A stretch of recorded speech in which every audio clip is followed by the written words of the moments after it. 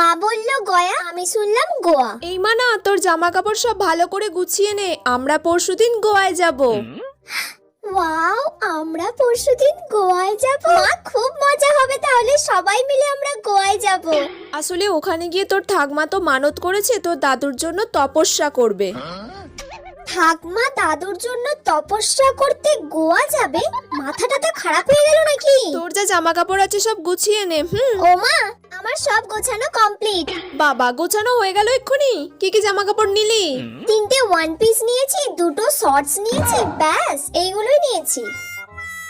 এই মেয়েটার কি মাথাটা তা খারাপ হয়ে গেছে নাকি? ও গয়ায় যাবে, গয়ায় গিয়ে শর্টস পরবে, ওয়ান পিস পরবে। এইসব জামা কাপড় তুই কেন নিয়েছিস? গয়াতে গিয়ে তুই শর্টস পরবি, ওয়ান পিস পরবি? তোর মাথাটা তা খারাপ হয়ে গেছে নাকি? গয়া? আমি তো ভাবলাম গোয়া।